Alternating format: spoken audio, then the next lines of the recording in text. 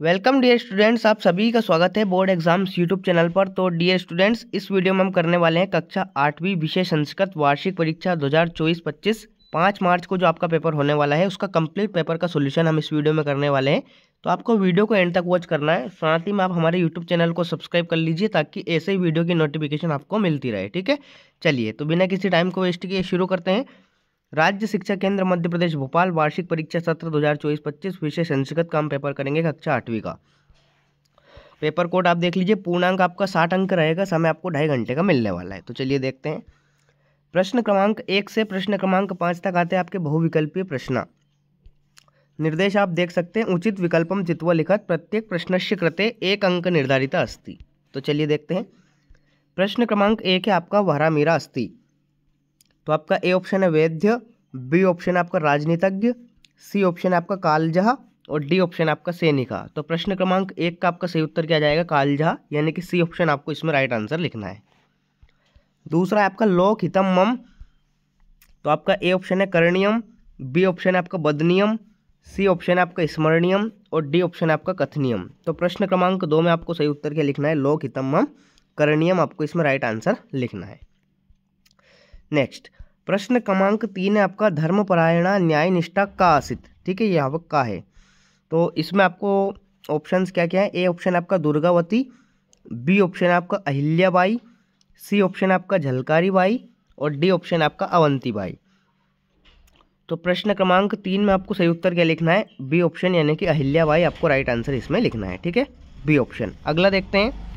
चौथा है आपका कर्मणा लेखनम पार्ये अस्ति।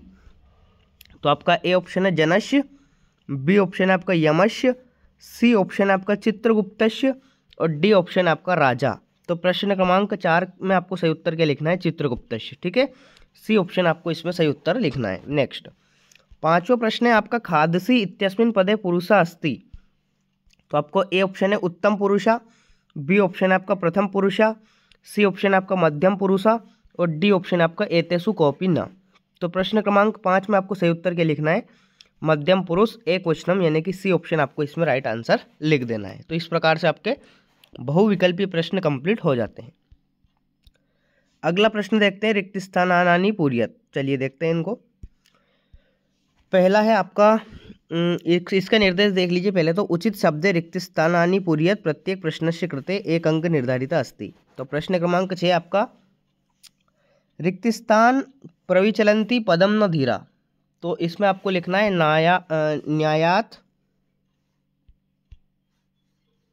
न्यायात पथा। क्या लिखना है आपको? न्यायात पथा। ठीक है, इस प्रकार से आपको लिखना है। जो न्याय के पथ पर चलता है उसे हम धीर कहते हैं, इस प्रकार से आपको लिखना है।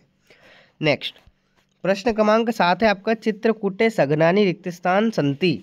तो चित्रकूटे सघनानि वनानि संति, इसमें आपको राइट आंसर लिखना है वनानि। ठीक है, वनानि आपको इसमें लिखना है। तीसरा है आपका काव्येषु रिक्त स्थान रम्यम। तो काव्येषु नाटकम रम्यम। ठीक है, इसमें आपको लिखना है नाटकम। नेक्स्ट अनूपपुर मंडले रिक्त स्थान नाम पर्वत अस्ति।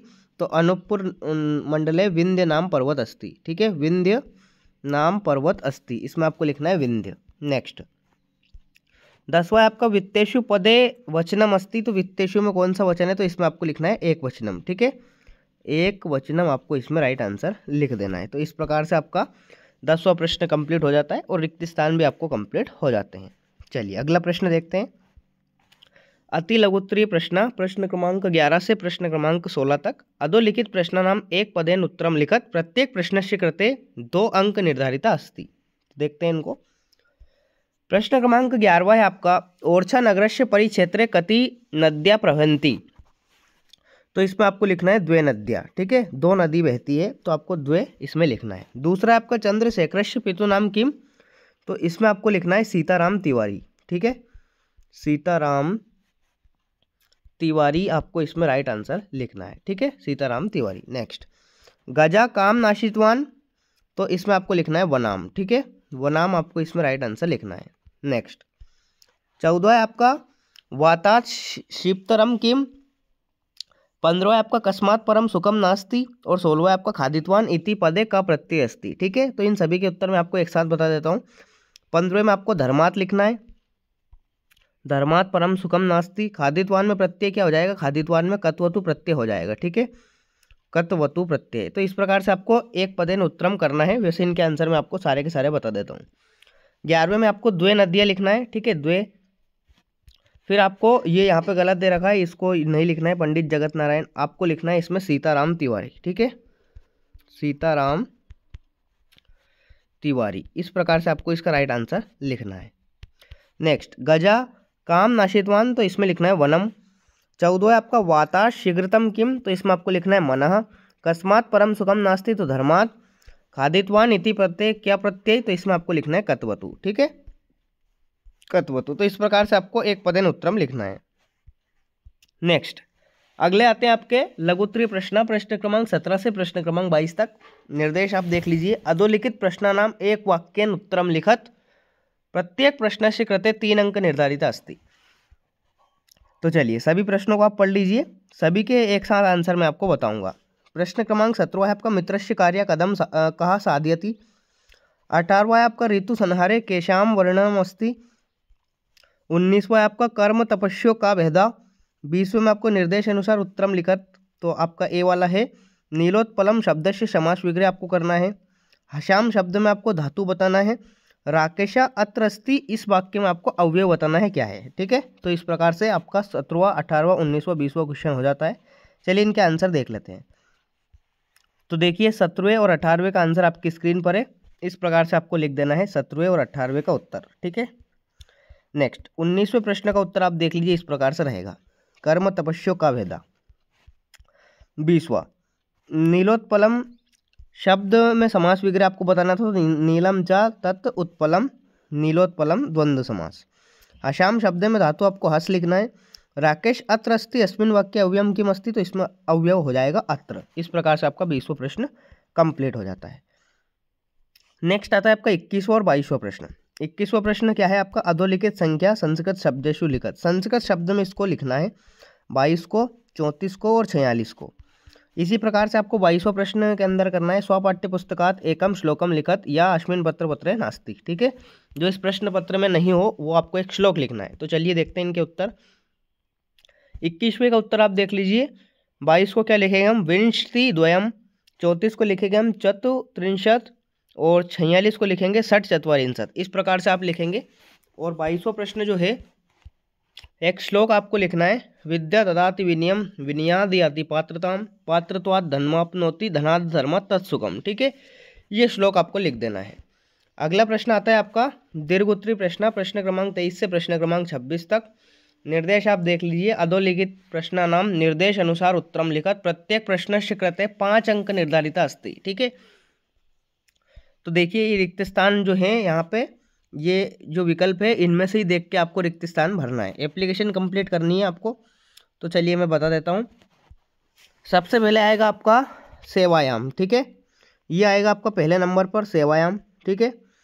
फिर आपको सविनयम निवेदनम अस्ति, फिर दूसरे नंबर पर क्या जाएगा अस्ति, ठीक है। यहाँ पे आपको लिखना है अस्ति, सविनयम निवेदनम अस्ति। यत मम गृहे आवश्यकम कार्यम, तीसरे नंबर पर आपको लिखना है कार्यम, ठीक है। यहाँ पे आपको क्या लिखना है, कार्यम। तीसरे नंबर पर आपको कार्यम लिखना है। फिर आएगा आपका अतः माम द्विदिविषम अवकाशम स्वीकरंतु, चौथे नंबर पे आपको लिखना है स्वीकरंतु, ठीक है। माम अनुग्रहितिम अरंति भवंता भवता शिष्या आपको नाम लिख देना है। इसमें राधिका नाम दे रखा है तो यही नाम आपको लिख देना है। तो इस प्रकार से आपको लिखना है, ठीक है। पहले नंबर पे आपको लिखना है सेवायाम, दूसरे नंबर पर आपको लिखना है अस्ति, तीसरे नंबर पर कार्यम, चौथे पर स्वीकरंतु, पांचवें पर राधिका। इस प्रकार से आपको लिखना है। वैसे इसका आंसर भी यहाँ पे मैंने बता दिया है आपको, देख लीजिए आप। इस प्रकार से रहेगा ये एप्लीकेशन, आप इसमें से देखकर भी लिख सकते हैं। 24वां प्रश्न, अधोलिखितेषु एकस्मिन् विषये पंचवाक्येषु संस्कृते निबंधम लिखत। किसी एक विषय पर आपको निबंध लिखना है 3 विषय में से, ठीक है। पुस्तकम उद्यानम धेनु, तीनों में से किसी एक विषय पर। 25वां प्रश्न आप देख लीजिए। अधोलिखित पद्यांश पठित्वा प्रश्न नाम उत्तराणि लिखत। एक पद्यांश दे रखा है, 5 प्रश्न दे रखे हैं, आपको इनके उत्तर देना है, ठीक है। तो चलिए उत्तर बता देता हूं मैं आपको। 24वें प्रश्न का उत्तर आप देख लीजिए। पुस्तकम के ऊपर 5 वाक्य दे रखे हैं, ठीक है, तो आप इनको कर सकते हैं। 5 वाक्य यहाँ पे दे रखे हैं। और 25वां प्रश्न आप देख लीजिए, पद्यांश के उत्तर आप देख लीजिए, इस प्रकार से रहेंगे। ठीक है, ये आपका पद्यांश दे रखा था, तो 5 प्रश्न दे रखे थे, उसके उत्तर कंप्लीट मैंने आपको बता दिए हैं। तो डियर स्टूडेंट्स, इस वीडियो में मैंने कंप्लीट आपको कक्षा 8वीं राज्य शिक्षा केंद्र मध्य प्रदेश भोपाल वार्षिक परीक्षा जो पेपर होगा आपका 5 मार्च को संस्कृत का, पूरा पेपर सॉल्यूशन मैंने आपको इस वीडियो में बता दिया है। अगर आपको कोई डाउट है तो कमेंट बॉक्स में कमेंट करके जरूर बताइए। साथ ही में आप हमारे यूट्यूब चैनल को सब्सक्राइब कर लीजिए ऐसे ही वीडियो पाने के लिए। तो मिलते हैं अगले वीडियो में, तब तक के लिए टाटा बाय बाय, जय हिंद, वंदे मातरम।